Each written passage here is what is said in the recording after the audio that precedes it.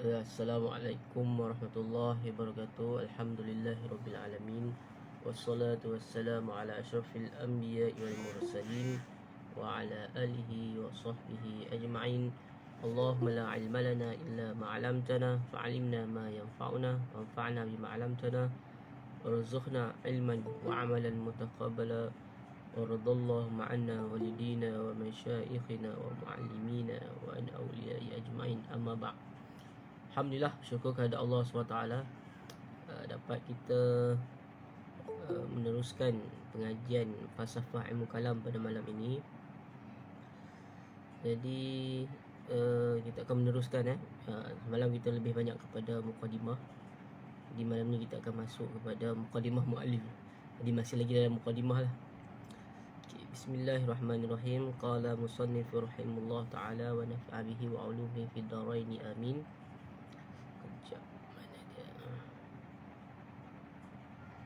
Okay, pada muka surat yang ke-6, selepas mana penulis menjelaskan berkenaan dengan perjalanan ataupun kita kata sebagai journey dia dalam ilmu kalam, perenggan yang kedua, okey, wasadafa zalika anni kuntu aqra'u asma' li ba'd al-mushtaqilina bi ilmi kalam bil kalam min al-mu'asirin wa hum yunaqishuna syubahat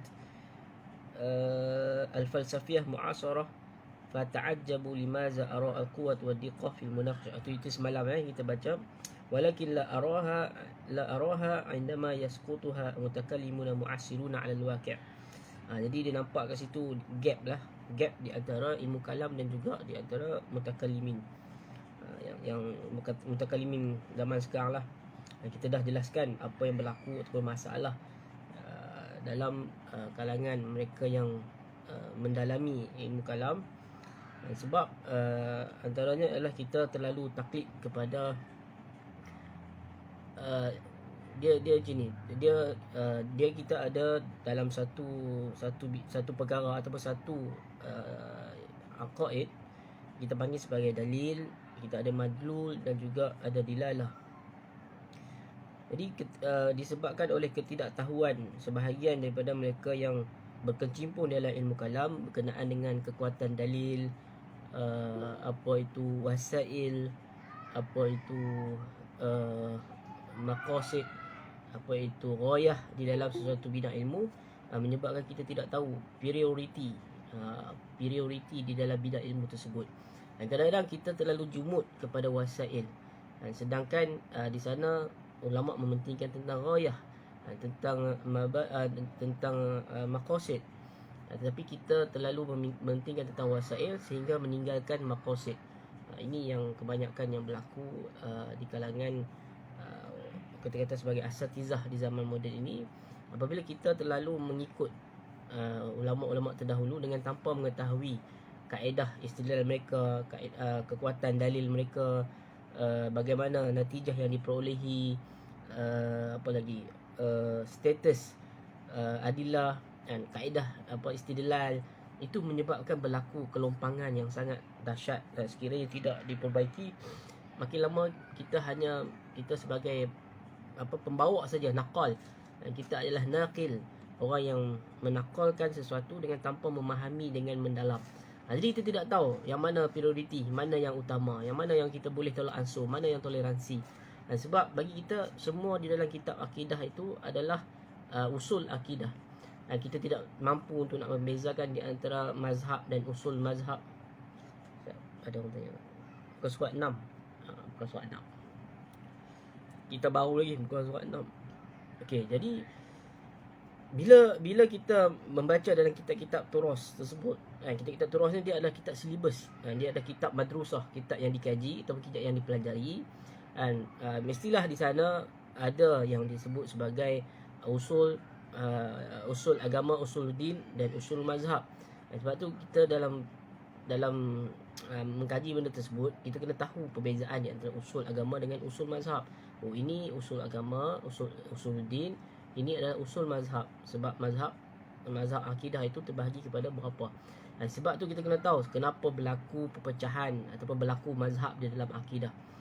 Antaranya berpegang kepada dalil yang zani, kemudian berpegang kepada ayat-ayat yang mutasyabihat, kemudian tidak sepakat terhadap perkara-perkara yang musallamat, tidak berpegang kepada qawaid aqliyah yang sama. Jadi menyebabkan benda itu berlaku khilaf. Sepatutnya dalam akidah tidak berlaku khilaf. Tetapi kenapa berlaku khilaf? Disebabkan oleh interaksi ulama ataupun interaksi manusia terhadap nas-nas tersebut. Itu yang menyebabkan. Mungkin bagi dia ini adalah zonni, tapi bagi orang lain itu adalah qat'i. Sedangkan benda tersebut adalah satu. Dia akidah ni dia seperti mana ilmu matematik ataupun ulum aqliyah, yang mana sawab ataupun kebenaran itu adalah satu. Jadi kita tengok hari ini bila berlaku pecahan mazhab tersebut adalah disebabkan oleh yang selalu disebut antara punca utama adalah berpegang kepada ayat-ayat yang zoniyah. Zoniyah itu dilalah ataupun zoniyah itu subut. Nanti saya akan jelaskan secara detail berkenaan dengan perbezaan hierarki dalil-dalil tersebut. Mana yang qat'i, mana yang zonni, mana yang usul, mana yang furu'. Kenapa sesuatu akidah itu dia jadi usul, kenapa sesuatu akidah itu dia jadi furu'. Maka kita akan bincangkan secara detail selepas ini. Jadi kita akan habiskan dulu mukadimah penulis malam ni. Okey, wa hakaza baqiyat hadhihi al-fujwah baina al-ilm kalam wal mutakallimin hadiratun fi dhihni wa yazdadu huduraha عندما أقرأ مباحث فلسفة معاصرة الملكة وأحاول الرد عليها كلاميا دون إتيان بمصادرة على المطلوب. Okay, jadi dia di sini kita nampak ada gap yang besar di antara ilmu kalam dan juga mutakallimin. Yang dia dapat kesan, dan ini akan kata apa, dengan bertambahnya datangnya perbahasan tentang pembahasan falsafah yang moden, yang dalam, dan aku berusaha untuk mengkritik ataupun menolak perkara ini dengan tanpa ityanu bil musadarat, iaitu dia tidak mendatangkan al musallamat. Al musadarat ni adalah musallamat, benda-benda yang kita sepakati antara dua pihak, ataupun benda-benda yang kita sepakati secara kuli, secara universal, secara semua manusia itu berpegang kepada maksud yang sama ataupun nilai yang sama. Wal ajib anni kuntu kullama ata'ammaqu akthar fil ilmi kalam kanat tazdadu siqati bihi wa uharu min diqqati ma aqra'u fi tabi'iyat wa fi ilahiyat ala sawa illa anni 'inda mumarasati takallumi ajidu fujwah as-sabiqah mawjudah. Iaitu lebih hairannya bila mana aku mendalami lebih mendalam dalam ilmu kalam ini, maka bertambahlah aku punya keyakinan, dan aku akan membicarakan secara terperinci berkenaan dengan apa yang aku baca dalam hal-hal yang berkaitan dengan tabi'iyat. Tabi'iyat ni seperti umur ammah, hal yang berkaitan dengan fizik lah, wafil ilahiyat, dan berkaitan dengan metafizik ataupun ketuhanan. Illa ani indama mumarasati takallumi, apabila aku praktiskan benda tersebut, dia belajar satu, belajar dalam secara teori, tapi kemudian bila nak berdepan dengan isu-isu yang hidup ini, yang realiti ini, maka di situ timbul kita tak dapat nak nak catch up dengan zaman tersebut. Jadi menyebabkan berlaku gap yang besar di antara ilmu kalam dan takallum. Takallum ni maksudnya kita, sebab tu kita kata sebagai sina'ah, dia adalah kemahiran. So, datang syubhat, kita nak kritik syubhat tersebut, adakah kita menggunakan aplikasi ilmu kalam kita, teori-teori yang kita pelajari sebelum ini dalam mendepani hujah-hujah golongan yang mendirikan syubhat. Ini satu masalah yang yang dihadapi oleh penulis. Kemudian dia kata wa indama badatu aqra fi falsafati ilmi wa ta'ammaqu fiha wajadtu tilka halaqah mafqudah bainal kalam wa takallum. Jadi bila dia kata bila dia baca tentang falsafah ilmu, sebab philosophy of science, banyak buku-buku tentang falsafah ilmu ditulis dalam bahasa Arab dan juga dalam bahasa Inggeris. Kita boleh tengok bagaimana dalam falsafah ilmu tu dibincang tentang epistemologi, metodologi, tentang masadir, tentang sumber pengetahuan, nilai pengetahuan, kedudukan hierarki dan sebagainya. Jadi menyebabkan di sana ada dia dapati ada satu perkara yang hilang kan. Dia panggil apa, chain tu hilang, apa panggil, garis ataupun kita kata sebagai dia ada berlaku pemisahan di antara kalam, itu ilmu kalam, dan takallum. Maksud takallum di sini adalah kita mempraktiskan, mengaplikasikan ilmu kalam itu dalam kehidupan kita ataupun dalam menghadapi sebarang bentuk syubhat yang dikemukakan oleh. Wa araftu kaifa an hadza al-ilma sya'nu sa'iril ulum fihi masail hiya masadiq lil mawdu'ihi wa fi falsafah kulliyah tata'allaqu bil bina'i al-ma'rifi laha bisyaklil 'am. Okay, jadi aku dapati maka ilmu tentang falsafah sains ini, dia bagi dia tu ada dalam mana-mana bidang ilmu, yang mana ada setiap ilmu tu dia ada masadiq dia, ada benda-benda yang dibincang di bawahnya, dan juga di sana ada falsafah kulliyah, kaedah-kaedah usuliyah, kaedah-kaedah kulliyah yang disepakati dalam pembinaan sesuatu bidang ilmu tersebut secara umum. Wa biduni hazil falsafah lan turtasimu qara'id az-zihniyah. Itu dengan tanpanya adanya falsafah ini, maka tidak akan muncul ataupun tidak akan terukir, maksud dalam akal kita tu tidak akan dibentuk. Maksudnya kita sekarang contoh kita dulu kita belajar kan. Kita belajar dalam kitab fiqh. Ini dalam bidang fiqh. Kita belajar fiqh daripada ibadat, muamalat, munakahat, jinayat kan. Tetapi kita belajar je semua dalam perkara furu'iyah ini kan. Kemudian bila kita tak belajar tentang maqasid, kita tak boleh nak relate panggil apa, kawaid-kawaid kuliah ini yang menjadi mendominasi di dalam bidang fiqh tersebut. Jadi bila adanya maqasid, baru kita al-umuri maqasidiyah, apa panggil, kawaid-kawaid akliyah ataupun kawaid-kawaid fiqhiyah yang lain yang apa panggil, yang diguna pakai ataupun yang diiktiraf, maqasid apa, kawaid kuliah, maka di situ keluar kawaid kuliah, maqasid, baru fiqh kita itu bergabung kan. Kalau tidak kita nampak kita macam apa, macam gajah tu kan, kita nampak ni kaki, ini tangan. Bila orang buta ni dia akan gambarkan gajah tu macam tiang, gajah itu macam kipas, gajah itu sebab dia pegang ekor, dia kata gajah itu macam ular saja, sebab dia pegang ekor, orang buta yang pegang ekor. Jadi bila kita tidak ada ru'yah kuliah tersebut, menyebabkan kita menghukum sesuatu ilmu tersebut dengan pandangan juz'i kita, dengan pandangan sebahagian sahaja. Jadi menyebabkan pembacaan kita atau pemikiran kita itu tidak menyeluruh kuli. Jadi sebab itu munculnya falsafah ilmu kalam ini ataupun falsafah ilmu secara keseluruhan, secara umum. Dia inilah yang akan membantu kita untuk kita menggabungkan kita punya kefahaman juz'i tadi. Maksudnya kat sini dalam bab ni rupanya semua mutakalimin, contoh saya bagi, ada dalam mutakalimin di sisi Asy'ariyah ataupun Maturidiyah, mereka mengatakan al-qawaid akliyah muhakkamah. Qawaid akliyah ini di dalam ilmu kalam ataupun di dalam akidah, dia adalah bersifat muhakkamah, yang menentukan. Maksudnya sesuatu pandangan ataupun sesuatu isu di dalam ilmu kalam, sama ada tentang ru'yatullah, berkenaan dengan jisim, tahayus ataupun Allah ni berjisim ataupun tidak berjisim, tahayus ataupun tidak tahayus, dan itu semua diputuskan oleh qawaid akliyah ataupun ahkamul akliyah.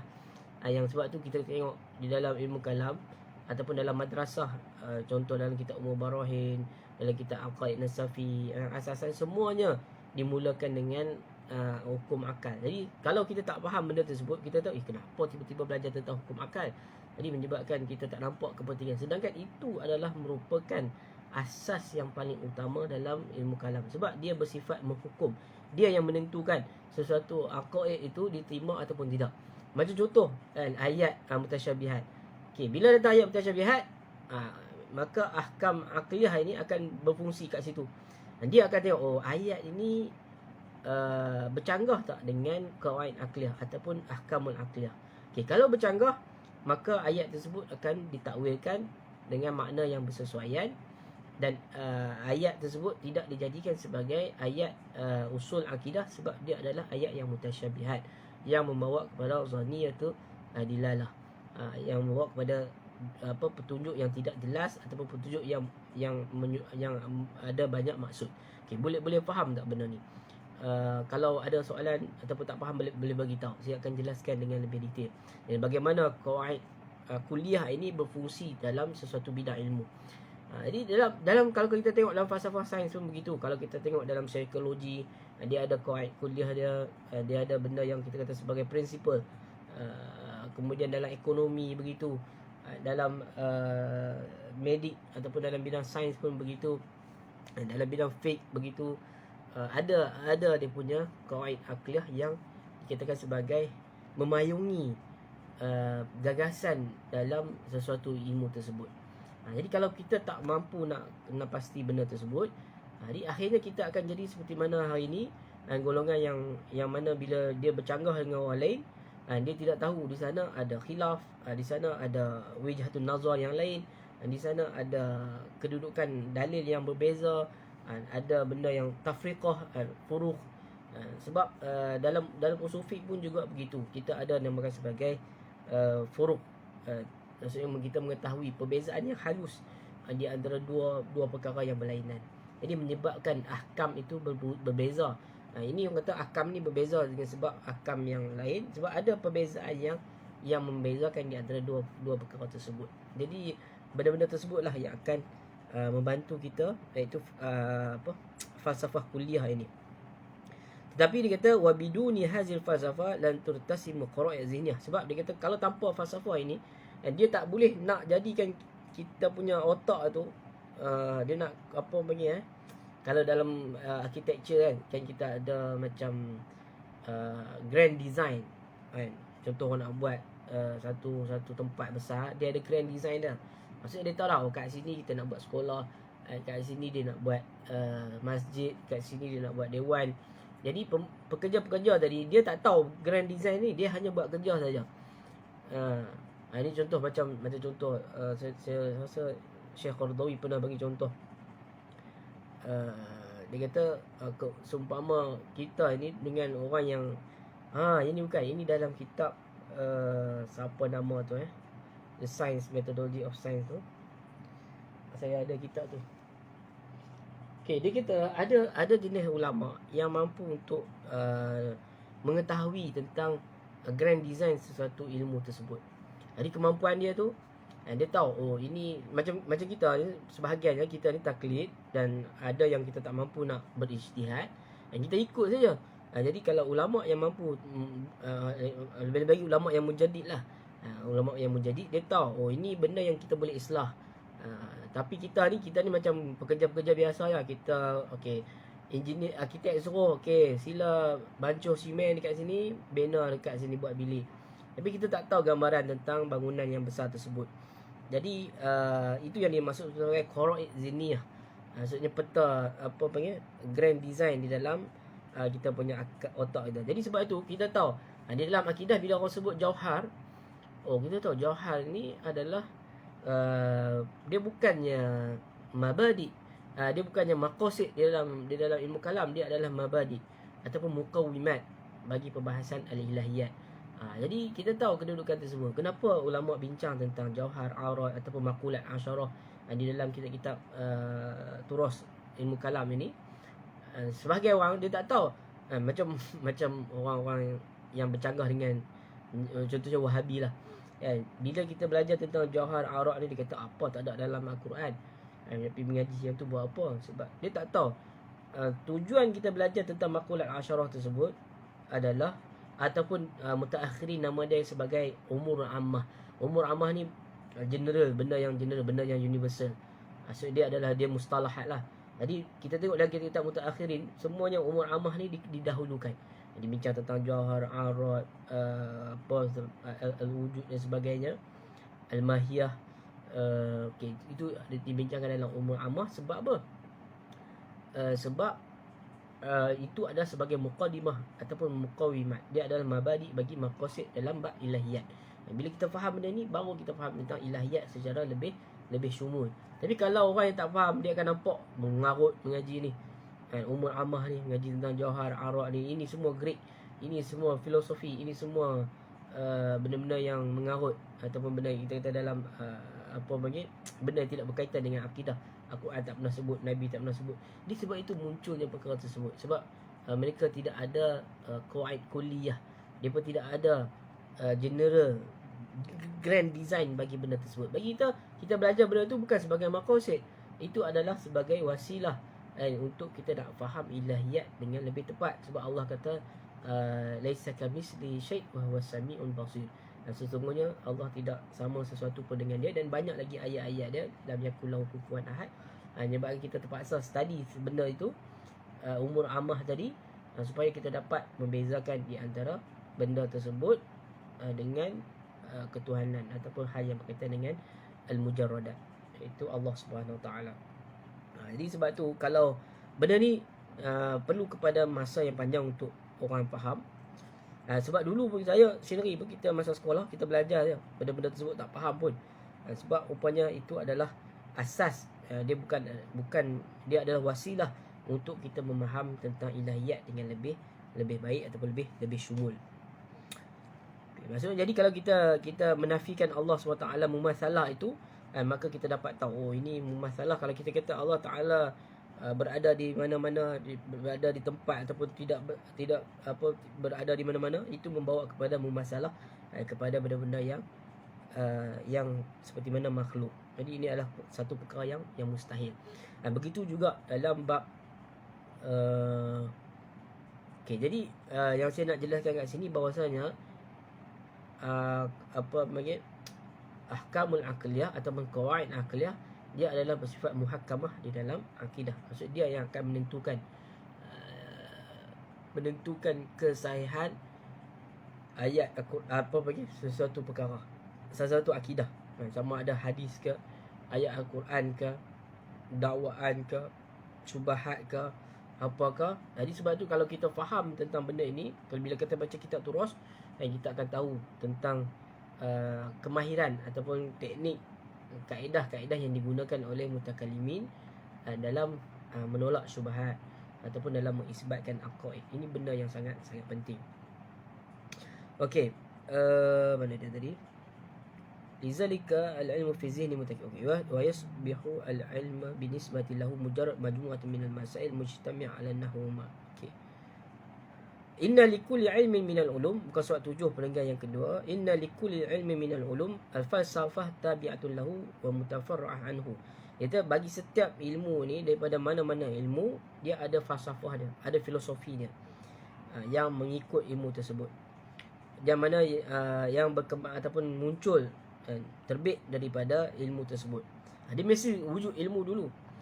Macam contoh juga, macam kita lah, kita orang Melayu ni, kita hidup dulu, sama saling, kita buat makan apa semua. Kemudian baru kita boleh keluarkan budaya orang Melayu. Baru kita tahu orang Melayu punya, mereka ni budaya mereka macam ni. Sebab kita praktis dulu, kita buat macam tu dulu. Jadi falsafah ilmu dia, sifat dia begitu. Jadi ilmu tu kena berkembang dulu, sebab apa? Sebab kalau kita tengok perkembangan ilmu, semua perkara yang dibincangkan pada zaman sahabat ataupun tabi'in ataupun zaman selepas tersebut, semuanya adalah bertujuan untuk menjawab permasalahan yang ditimbulkan pada zaman tersebut. Jadi kita jelaskan di sini bahawasanya ilmu kalam itu bukan muncul di dalam ruang yang vacuum, maksud ruang yang kosong, ruang yang kata tidak, tetapi dia adalah merupakan aktiviti intelektual kita dalam mendepani masalah ataupun isu-isu yang mereka hadapi pada zaman mereka. Jadi sebab tu kita tengok kadang-kadang ada benda-benda yang dimasukkan dalam ilmu kalam, seperti mana bab al-imamah. Sebab dalam bab imamah ini, ataupun kita kata dalam bab politik dalam akidah ataupun politik lah, dalam bab imamah, kenapa dimasukkan imamah di dalam perbahasan ilmu kalam? Sebab sedangkan imamah ini dia bukan perbahasan dalam akidah, tapi dia ada istidrad, dimasukkan sebab waktu tersebut berhadapan dengan golongan Syiah yang mana menjadikan imamah ini sebagai usul daripada mazhab mereka. Dia jadikan sebagai usul akidah. Jadi sebab itu ulama kita masukkan perbahasan imamah.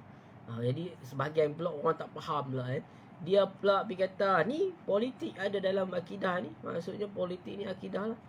Dia pergi faham kot tu pula. Sedangkan ulama dah beritahu kan, kita tengok dalam kitab Maqasid, kita tengok dalam kitab Mawaqif, semuanya menjelaskan bahawasanya al-imamah ini bukanlah dalam perkara akidah. Dia cuma benda yang dakhil, benda yang istidrak, benda yang dimasukkan ke dalam perbahasan akidah yang disebabkan oleh muwajahah untuk nak berhadapan dengan mazhab yang bercanggah dengan ahli sunnah wal jamaah. Jadi sebab itu dijelaskan kami, bagi kami al-imamah ini bukan benda yang wajib bercanggah ataupun berlainan dengan apa yang difaham oleh mereka yang menjadikan imamah ini di dalam usul mazhab mereka. Okey. Ada soalan tak? Jadi kita duduk slow baca ni. Kita hurai banyak sikit lah. Ya. Sila. Yang kawaid akliyah tu, dia kepada kuliah. Kuliah tu Ustaz, dia tapi juz'i ke macam mana Ustaz? Macam sekali lagi. Dia kawaid akliyah ni hajat kepada kuliah. So yang kuliah tu takrif dia daripada sifat maqasid ke ataupun tafsiri juz'i? Okey, kawaid akliyah ni dia adalah kuli. Dia adalah kuli. Dia juga umur kuliah, termasuk dalam umur kuliah. Jadi dia bersifat menghukum ataupun dia menjadi payung kepada perkara yang juz'i di dalam akidah tersebut. Okey. Tak apa, nanti kita akan jumpa lagi benda ni. Jadi ini saya sebut dulu, saya tak jelaskan lagi apa itu kawaid kuliah. Nanti mungkin kita dah sebut pada bahasan yang lepas. Okey. Jadi macam kawaid kuliah kita sebut selalu, itu berkenaan dengan, nanti saya nak urai benda ni panjang lah. Maksudnya macam qawanin akliyah seperti qanun huwiyah, qanun mahiyah, qanun aliyah, qanun adamut tanaqud, asalith marfu'. Itu benda-benda yang adamul tasalsul, daurul muhal, qalbul haqa'iq minal muhal. Itu semua kawaid akliyah yang perlu kita fahami sebelum kita mendalami tentang ilmu kalam. Okey.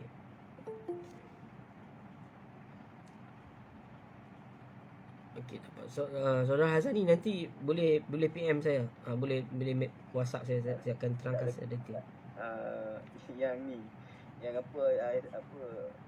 istidrak untuk yang dimasukkan dalam ilmu kalam bahagian usul tu. Yang tu pun dia hanya ulama dia memainkan peranan untuk mempertahankan ataupun pandangan dorang ketika zaman itu tu Ustaz, macam mana? Ya. Ada usul dalam kitab Abu Hanifah, dia masukkan dalam hukum fiqh. Dia masukkan taklifi kat situ. So dia dalam konteks mempertahankan yang bercanggah tu macam mana Ustaz? Ya, isu apa? Isu imamah Ya, imamah. Okey. Sebagai usul imamah tu sebagai usul. Okey, imamah ni bila Syiah menjadikan imamah ni sebagai usul mazhab mereka, jadi ulama ahli sunnah wal jamaah pula mengkritik benda tersebut. Jadi mereka masukkan dalam ilmu akidah. Jadi sebab akidah sebab Syiah jadikan benda itu sebagai akidah, jadi maka tidak ulama akidah kita terpaksa masukkan perbahasan tersebut dalam kitab mereka dan menolak hujah-hujah yang dikemukakan oleh Syiah berkenaan dengan imamah tersebut. Jadi dia jadi macam benda tersebut di apa panggil, dia dakhil lah, maksudnya dalam ilmu akidah. Sebelum tu tak bincang pun tentang imamah ni. Tapi bila mana Syiah jadikan sebagai akidah, maka bukan maksud kita bersetuju dengan Syiah menjadikan imamah itu sebagai akidah, tapi kita nak kata isu yang dibincangkan oleh Syiah itu, maka kita kritik dia dalam kitab akidah.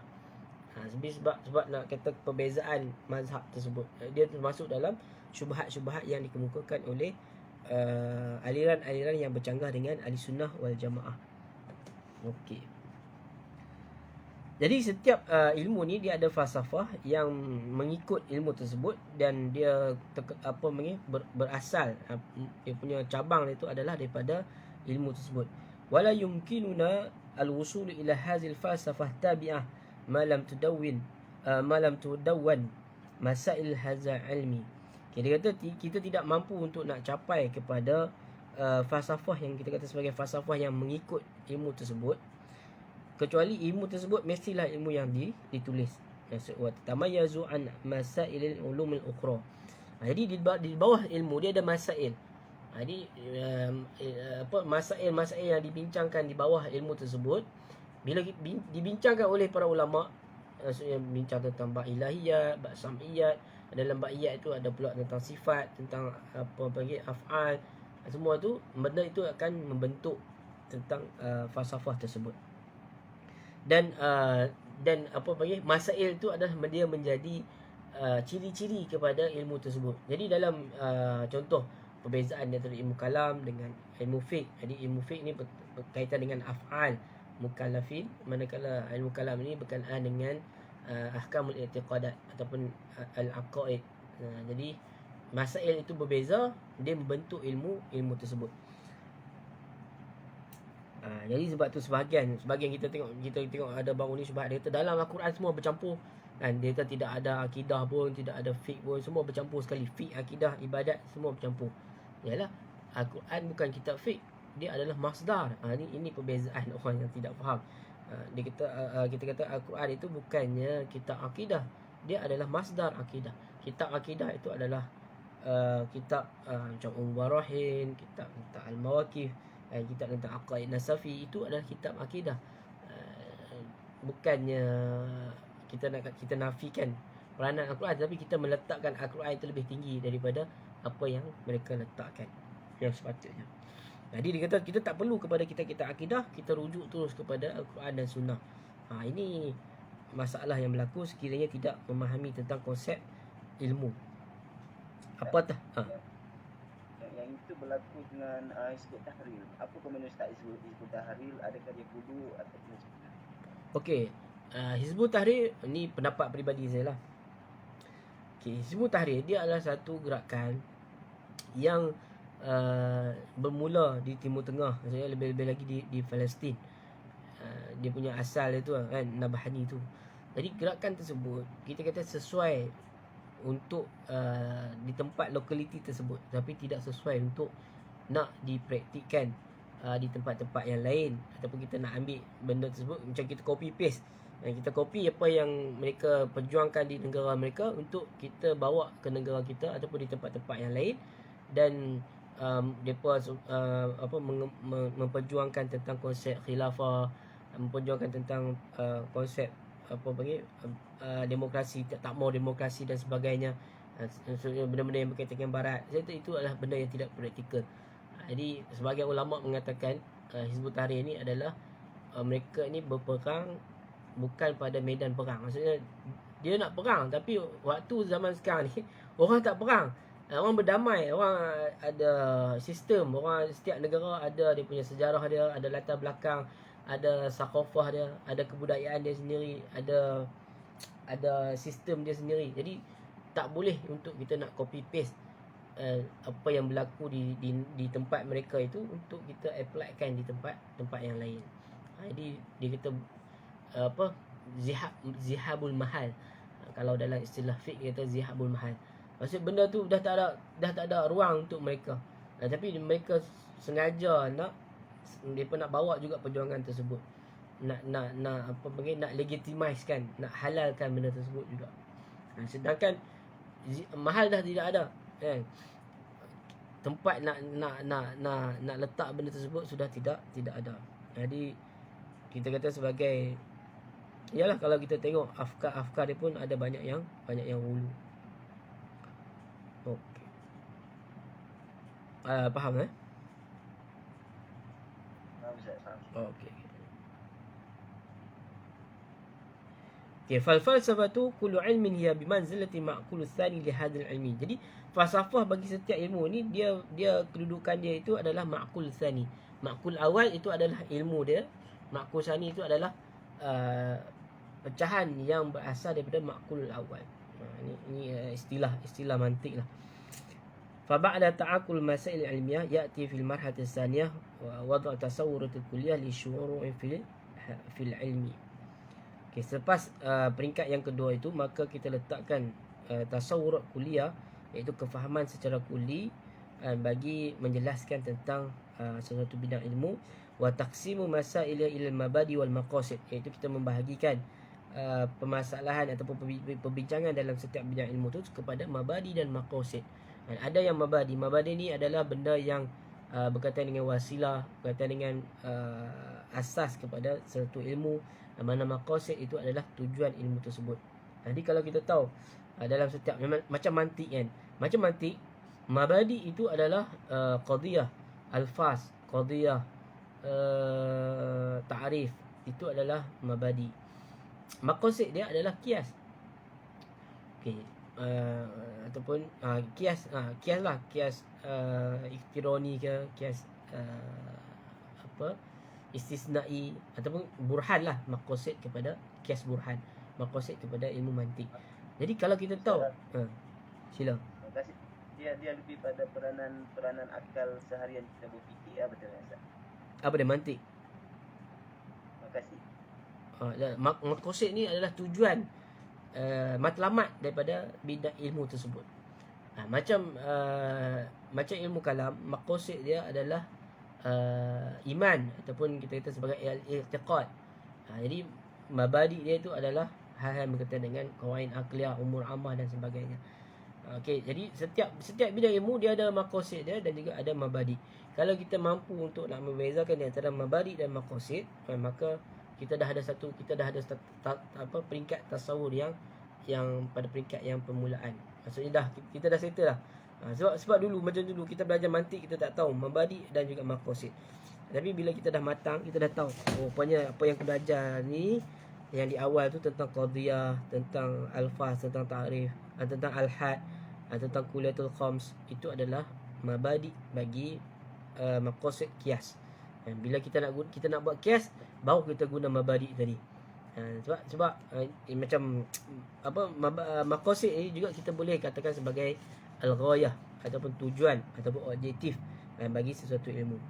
Okey, wa tahdidu manahij al-mu'tabarah fihi min ghairi al-mu'tabarah, dan kita dapat menentukan mana metodologi yang diterima dan juga mana metodologi yang tidak diterima. Sebab dalam ilmu kalam juga kita ada dalil yang ataupun kita panggil sebagai dalil yang muttafaq dengan dalil ghairul muttafaq. Adillah lah. Maksudnya kalau dalam usul fiqh juga begitu. Kita ada adillah yang muttafaq seperti Quran, hadis, ijma' dan juga qiyas. Manakala al-istihsan, masalihul mursalah, itu semua adalah dalil-dalil ghairul muttafaq. Jadi khilaf itu berlaku pada dalil-dalil yang apabila sebahagian daripada ulama mereka menggunakan dalil-dalil yang tidak disepakati tersebut, maka berlaku khilaf. Jadi tapi kalau sesuatu perkara itu bila menggunakan dalil-dalil yang disepakati, maka tidak akan berlaku khilaf di kalangan umat Islam. Jadi begitu juga dalam akidah, ada dalil-dalil yang disepakati ataupun dalil-dalil yang muktabar, dalil-dalil yang diterima, dan juga ada dalil-dalil yang ghairul muktabar, iaitu yang tidak diterima. Maksudnya mahal khilaf. Macam qiyas qaib ala syahid, itu adalah dalil yang tidak muktabar. Jadi kalau dalam munazarah, dalam penghujahan, dalam istidlal, sekiranya kita menggunakan dalil-dalil yang tidak muktabar ini, maka di situ akan berlaku percanggahan ataupun berlaku penentangan. Maksudnya orang boleh pertikai. Sebab kita menggunakan dalil yang tidak disepakati. Jadi bila kita tahu dalil yang kita pakai itu adalah ghairul muktabar, jadi janganlah kita nak tegakkan kita punya hujah itu, maksudnya benang kalau basah, jangan kita nak tegakkan. Jadi begitulah perumpamaan dia. Kalau istidlal ataupun dalil yang kita gunakan itu adalah dalil yang bersifat ghairul muttafaqah, iaitu dalil yang tidak disepakati atau ghairul mu'tabarah, maka kekuatan hujah kita tadi adalah tidak kuat. Jadi adalah zonni, benda yang boleh dipertikai. Jadi kalau kita nak ilzamkan, kita nak paksakan orang untuk nak ikut benda kita, perkara tersebut, jadi ini menyebabkan berlaku percanggahan. Jadi sebab itu bila ada madrasah ataupun aliran-aliran kalam ataupun aliran akidah yang nak menjadikan ayat-ayat mutasyabihat ini sebagai usul akidah, jadi masalah lah. Sebab ayat tersebut adalah merupakan dalil-dalil yang tidak disepakati ataupun dalil-dalil yang bersifat zonni, yang mana di situ ada kita apa sebagai bangkangan ataupun kita kata ada kritikan terhadap dalil tersebut. Jadi dia tak kuat. Jadi macam mana dia nak jadi usul akidah? Jadi sebab itu kita perlu berhati-hati dalam berpegang kepada dalil. Jadi sebab itu kalau kita berhujah dengan orang, kita akan tahu kekuatan dalil ataupun kekuatan istidlal yang digunakan. Kalau dia dakwa ini adalah qat'i, maka kita akan cek qat'i dia daripada sudut wajah mana. Kalau benda tu yang dia dakwa dia kata okey, benda ni mesti diterima pakai. Jadi yang menjadi masalah kita adalah apabila benda-benda yang zoniat ini dijadikan sebagai usul akidah. Sebab zoniat ini dia termasuk dalam bab furu'ul akidah. Benda-benda yang kita kata sebagai cabang, perincian, macam contoh benda-benda yang disabitkan dengan dalil yang zonni, seperti azab kubur dan sebagainya, itu adalah dalil-dalil yang tidak kuat. Jadi kalau di situ berlaku percanggahan ataupun khilaf, kita akan toleransi tinggi dekat situ.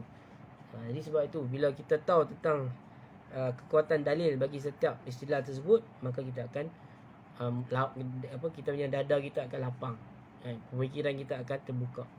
Sebab kita tahu apa yang kita bawa ini kekuatannya adalah tidak sampai kepada tahap yakin qat'i yang semua orang kena terima. Jadi sebab itu macam berlaku ini apabila ilmuwan ataupun asatizah tersebut dia tak dapat membezakan di antara kekuatan dalil.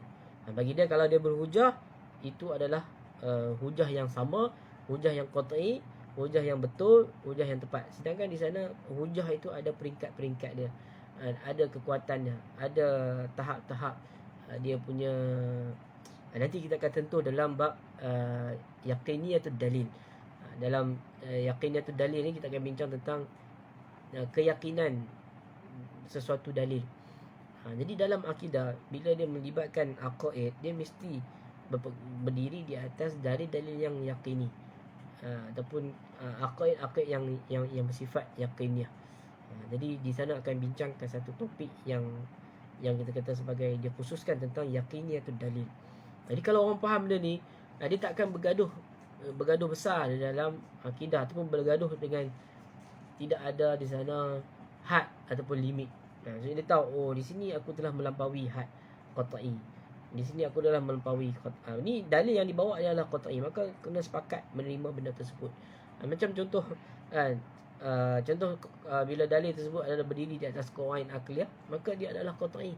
Qawaid akliyah yang kita kata sebagai qat'iyat minal qat'iyat minal badihiyat, itu benda yang disepakati oleh semua orang. Tapi kalau dia bercanggah dengan qat'iyat tadi, ini bawa kepada percanggahan yang tidak akan berkesudahan. Jadi sebab itu bila kita tengok kenapa perbalahan di antara Ahlussunnah wal Jamaah dengan Wahabi ataupun golongan modernis ini tidak berakhir, disebabkan oleh mereka ini tidak membezakan di antara dalil-dalil tersebut, kekuatan dalil, dan juga tidak ada benda-benda musallamat, benda-benda yang disepakati antara kedua pihak. Kita kata di sisi kita ini adalah musalamat, bagi dia bukan musalamat. Jadi tidak ada benda yang dapat menjustifikasikan kita punya percanggahan tersebut, khilaf tersebut. Jadi kita ada hak untuk khilaf, tapi khilaf yang dipayungi ataupun khilaf yang didasari dengan ukuran. Kita ada nilai dalam setiap khilaf, dia ada mi'yar dia, ada nilai dia, ada boleh ditakyimkan, dinilaikan khilaf tersebut. Adakah ini khilaf dalam perkara qat'i, maka tidak boleh berlaku. Sekiranya khilaf dalam benda zonni, maka itu akan berlaku. Tapi tak apa, insya-Allah ada lagi perbincangan benda ini. Wa taqsimu wa tahdidu mana walizalika kana la budda li kulli ilmin bi syaklin 'am wal ilmu kalam zi al mabahis al kulliyah bi syakl khas min al tawr al thani ya'ti ba'da takammul masailihi yu'inu naziru fihi ila al-fahmi yu'inu an-nadhira fihi ila al-fahmi maramihi qabla at-ta'amuqi fi masailihi bihaisu yakunu ta'amuqihi ba'da hazihi falsafati 'ala al-basirati. Jadi sebab itu dia kata bagi setiap ilmu ni ada dikatakan sebagai mabahis al-kulliyah yang bisyakil khas min at-tawr as-sani ya'ti ba'da takammuli masaili. Sebab mana ilmu kalam tu dibincangkan, di bawahnya tu ada masail yang pelbagai, maka datanglah falsafah bagi ilmu kalam itu yang dikeluarkan daripada juz'iyat tadi, maka terhasillah kulli. Sebab secara maklumnya al-kulli ni, al-juz'i ni dia akan tahta kulli. Jadi bila dia tahu benda tersebut, maka barulah benda ini akan membantu dia dalam memahami maramihi. Marami itu adalah objektif ataupun tujuan sebelum ta'ammuqi fi masailihi, sebelum dia belajar tentang setiap isu-isu yang dibincangkan dalam ilmu tersebut. Jadi sebab itu dalam kitab-kitab kalam ataupun ilmu kalam, apa yang dibincangkan dahulu, iaitu berkaitan dengan nazar, berkaitan dengan hukum akal. Sebab hukum akal inilah yang akan menjadi, kita kata sebagai penghukum bagi setiap isu-isu yang kita pelajari tadi. Kita akan nilai dengan hukum akal, hatta dalam bab wujud Allah SWT, hatta dalam bab isbat mukjizat, itu semuanya bergantung kepada akal, hukum akal. Jadi sebab itu dia letak depan. Jadi kalau kita faham benda tersebut, kita tak akan mempertikaikan kenapa dalam bab akidah ni belajar tentang hukum akal dahulu. Sebab inilah dia kata dia adalah merupakan payung utama bagi aqaid ataupun tentang perbahasan dalam akidah. Okey. Ada soalan setakat tu? Kita punya kelas ni agak slow sikit, tapi tak apa, insya-Allah kita baca. Tang mana benda yang boleh laju, kita akan laju. Okay. Ada soalan setakat ni di Facebook? Tu Ustaz, yang nakal dengan akal tu, dia ada Al-Qaradagi ada, Ustaz Fawaz punya buku misal. Bolehkah diterapkan?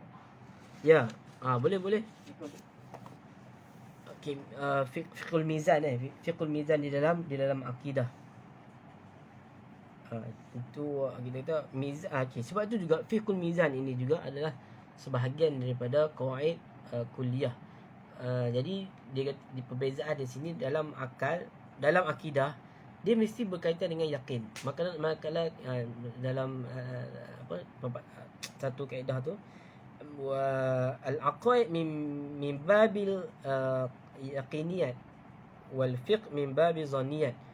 Jadi akidah ini dia punya kategori dia adalah yang berkaitan dengan yakiniyat, manakala fiqh adalah berkaitan dengan zanniyat, iaitu dalil-dalil yang zon.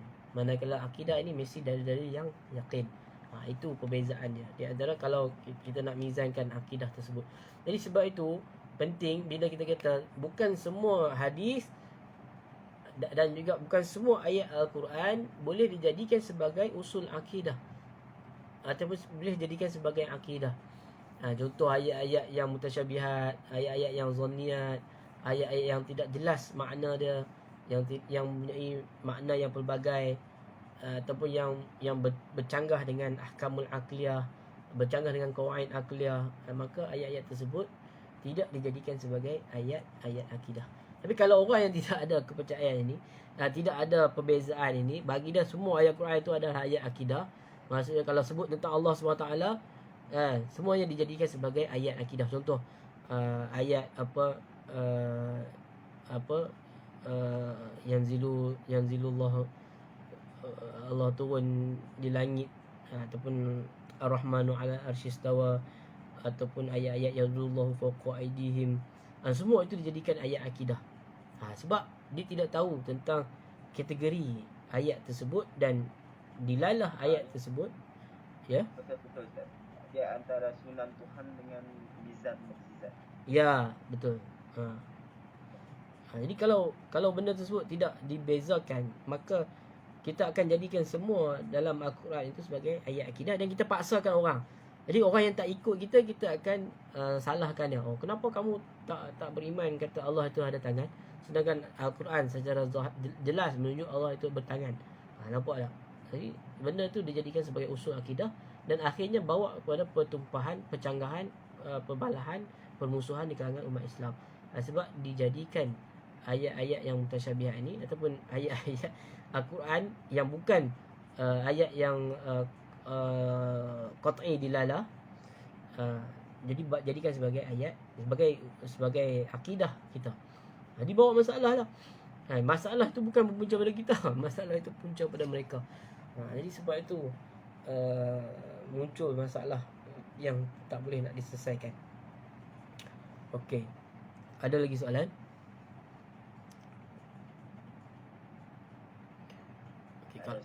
Okey, kalau tak ada soalan setakat tu dulu untuk malam ni. Jadi insya-Allah malam esok-esok kita akan speed lagi lah berkenaan dengan, saya ingat mukadimah ni saya akan ambil poin-poin yang penting dahulu, sebab kita akan masuk dalam apa orang panggil, definisi tentang ilmu kalam, kemudian maqasid ilmu kalam, kemudian istidlal. Tu tajuk yang lebih penting untuk kita highlightkan berbanding mukadimah tadi. Mukadimah ni tak apa, kita sebagai pengenalan kepada buku ini supaya kita dapat tahu kedudukan tersebut, kedudukan buku ini dan juga perbincangan di dalam pembahasan tentang falsafah ilmu kalam. Jadi wallahu taala cakap itu dulu. Assalamualaikum warahmatullahi wabarakatuh. Waalaikumsalam. Terima kasih Ustaz. Sama-sama.